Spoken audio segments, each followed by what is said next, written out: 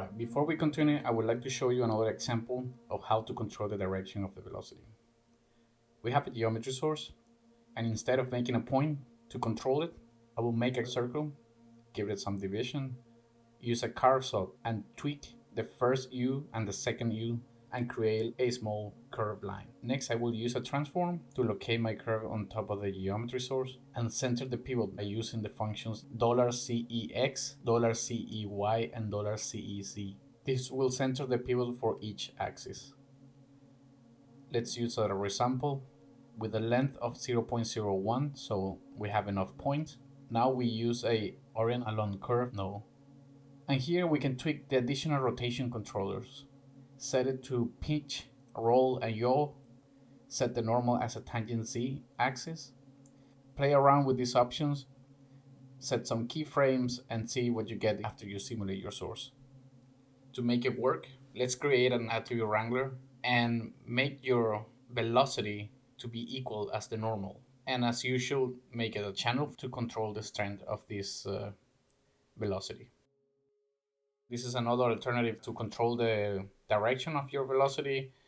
There are many more. This is the same principle as the one we use for the point, but using another geometry instead. Okay, so let's continue with the part 2 of blood effects.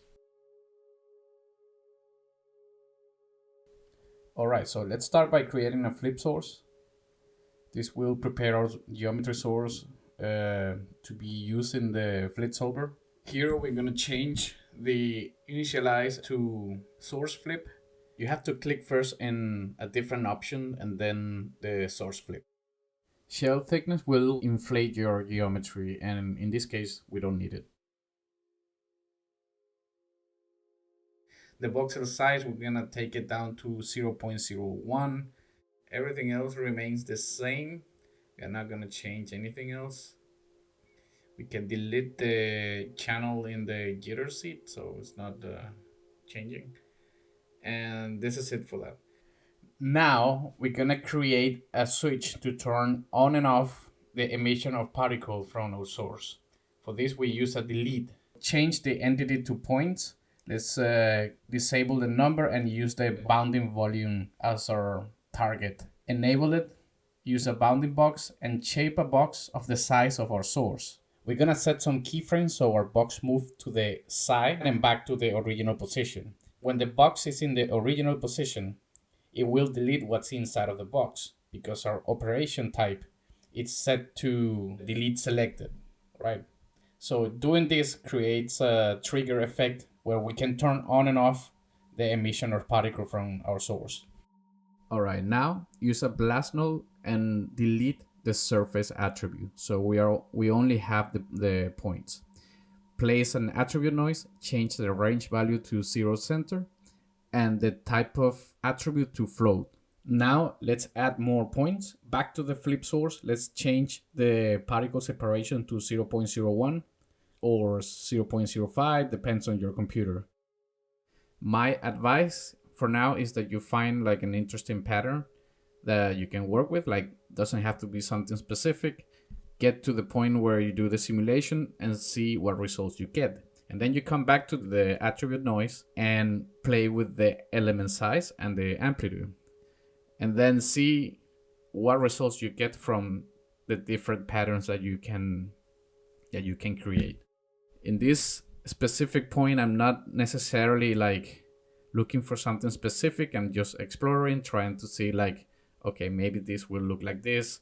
If I stretch it, make some lines, make anything, I just try to imagine what kind of result I will get.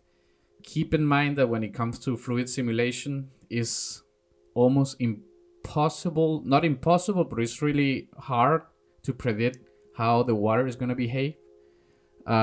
In this particular case, what we're doing, you can kind of like not predict, but have an idea of how is it going to look, right? So for now, I'm going to stick to this and move on.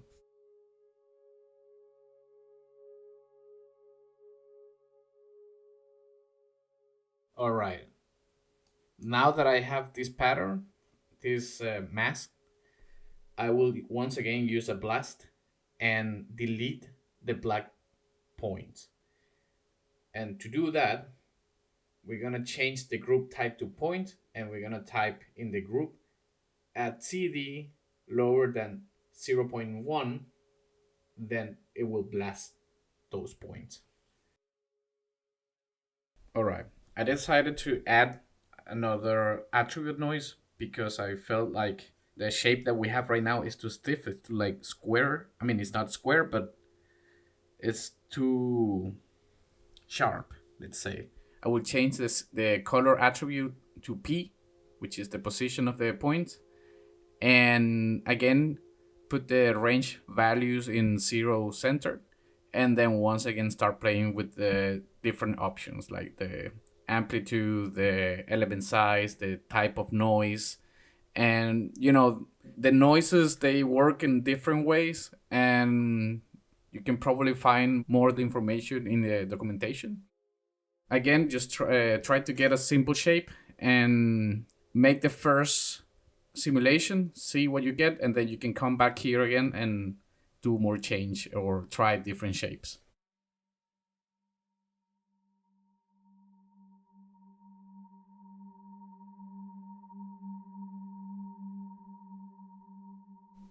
All right, so let's start by transferring our velocity attribute.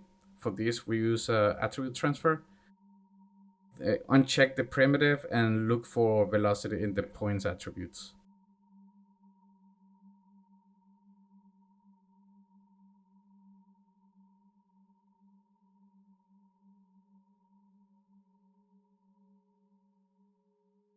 Now that we have applied the velocity to our points, let's modify the direction of the velocity and apply some noise. For this, we can use a point velocity, change the initialization to keep incoming, check the add core noise, and then animate it. And one more time, play with the values. I'm gonna say that I'm not gonna tell you what values to put because I think this is something that you have to explore yourself. Just put some small values, see what you get, then you come back again and change for crazy value just to see the difference.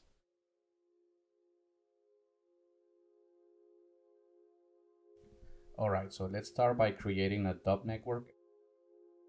Inside of the dub network, we're gonna create the basic setup. So that's a gravity, flip solver, a flip object, and for this example, we're gonna use volume source. You can also use pop source, but I find that volume source is much easier, less options. The solver have to compute less options, less things. So we don't need that many. We don't need many of the options that the pop source has. So we're gonna keep it simple with the volume source and move on with this one. All right, so let's start by initialize with source flip. Let's remove the operations and the missing fields because we don't need them. The input will be the first context geometry. Then in particles, we just leave it as it is. In the flip object, we're going to change the input type to particle field. In the guide and particle tab, we change the visualization to particles so we can actually see the particles. Let's create a null as an out and just name it out source. And this one, we're going to use it in the particle field to point to that null.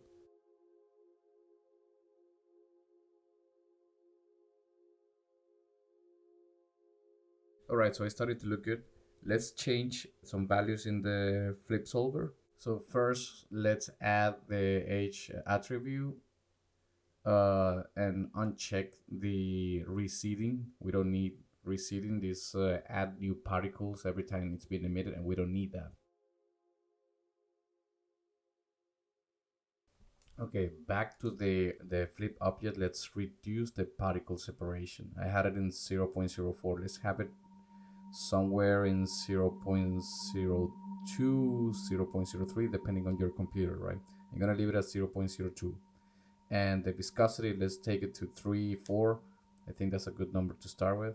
And then let's just play it and see what we get. Depending on your computer, it might take a few seconds, minutes. To get a little bit more performance, I'm gonna take the particle separation to 0.04 and see what kind of shape I'm getting. And now that I know how high is the how large, how big is the simulation, I'm gonna reduce the container of the simulation in the flips over volume motion, because I can see now that I'm not gonna need all that space. And by taking it down, it helps with the performance, because it's not calculating all in that empty space where we are not using. So I have something like this. This is how it looks. I'm gonna play it now, and I think it's looking good. It's looks like something, to me, looks like something close to what I would expect to see in Mortal Kombat. And yeah, pay attention if the container is like cutting some part of the simulation, and then adjust it based on that, right? Now we're gonna make a pop wrangle, and we will use our H particle to create a transition, a fade out of the particles. So particles that are older to specific amount of time, they will disappear, they will get deleted. We're gonna be able to control when the particles are going to disappear.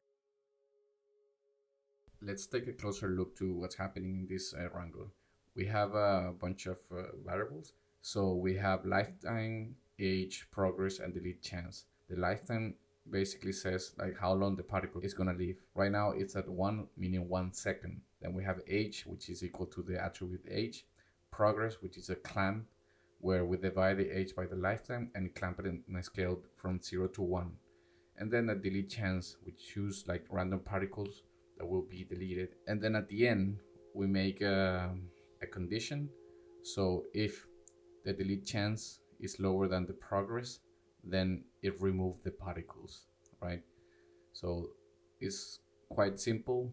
If you want to make changes, I will then suggest to change the lifetime and change it to 1 second, 0.5, 2 seconds, and see what happens and what kind of results you get.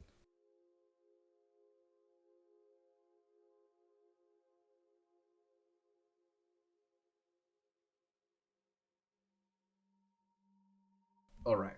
When it comes to converting your flip simulation to a mesh, there are two methods that I know. One is like a manual way of doing it, and the other one is just one node. So it's all containing one single node.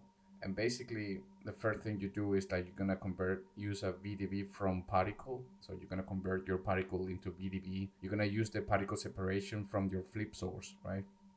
And change the voxel scale. And I mean, at this point, you're trying to define in the VDB a shape where the particles, the VDB is not too small. And then with the VDB smooth, you start like playing around with the smooth, like using the different operation, the iteration to see if you get something that you're looking for.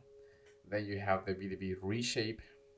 This basically has like the main function of dilating or erode the VDB. And then you have the convert VDB, right? So all of these 5 nodes, I mean, you can do the same in the particle fluid surface. And the difference between one or the other is that the manual way, I feel like sometimes I have more control about, I have more control on the final shape of the simulation. But for the purpose of this tutorial, we're gonna stick to the particle fluid surface. So let's quickly take a look at the particle fluid surface. What I'm changing here is the particle separation is the same as my flip source. The box scale, I took it down a little bit. It might not be the same for you, the same number for you, but playing around with this. The droplet scale, because I don't want too many droplets around, I took it down, so it scaled it down to the point where they disappear. And I think one of the most important is the output and convert to surface polygon, but everything else remains the same in the filtering. I mean, it's the same as the smoothing and like all of these nodes. So you can either leave it as it is or play around with this and see what you get. We're gonna use an attribute delete to remove all of the attribute that we don't need at this point.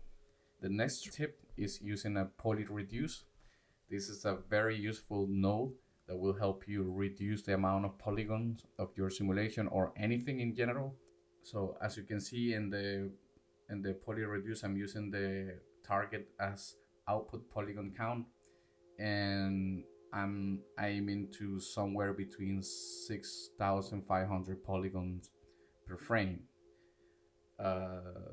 This could work depending on the simulation. I mean, this could be, you might need more or you can do it with less.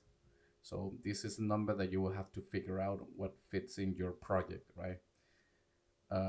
And then after the poly reduce, I will use a smooth to sort of like smooth those rough edges in the new mesh of the simulation. Now, after all of this, we are basically done. From here on, it's up to you to do changes to get different shapes, to get more particles. I mean, it's depends on what you're looking for, right? For me, in this case, this shape works, and I'm gonna catch it, use a file catch, so I can play it more smoothly. Now, I have a last tip for you, and this is like something that I found in the conference from SIGGRAPH in 2019, where one of the speakers from Netherlands explained how they were making the blood in Houdini for Unreal Engine. They mentioned that they have used this node called LATTICE. The LATTICE node is very useful to make modification after you have done a simulation. So you don't need to change the simulation all the time because it might be time consuming. So with the LATTICE, you can create a bound and then edit this bound around the shape of the simulation to basically create a new shape. So for example, maybe you need the bottom of the simulation to be more much bigger, or expand the blood. So out of one shape you can get like many others that you can then combine in Unreal Engine to make a much interesting shapes of built with different type of blood. And the good thing about this is like it doesn't take any extra simulation or catch. It's just right away on the fly. So I advise you to start using this LATTICE node. It's very useful. And as you can see, and just doing like some expanding the blood spread, and just to get a second option, I can actually output the first one and then output this second one, and they will look, to the eye of the audience, it will look different. You will notice that it's the same. So again, this will help you save a lot of time, so you don't have to all the time make a new sim or make a new catch.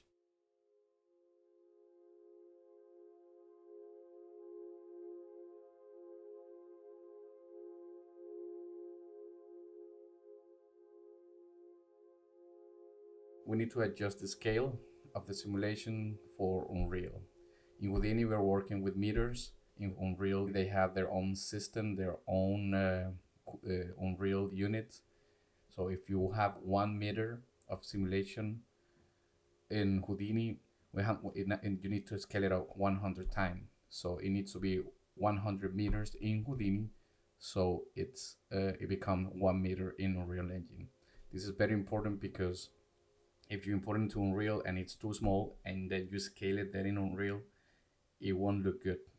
So it needs to be scaled from the very beginning, from the source. That means here in Houdini. So once you have fixed that, then you can make a wrap alembic and export an alembic from your simulation. Usually these 45 frames will be fast, so you will end up with a very light file that you can use in the game engine and play it in the cinematics or throughout the games. I'll be releasing the part 3 where I'm gonna show you how to import this into Unreal and how to use it in the cinematic, in the sequence editor, and all that kind of stuff. So thank you for watching this video. If you have any question, please ask in the comment section below. And as usual, like and subscribe. So thank you and see you in the next video.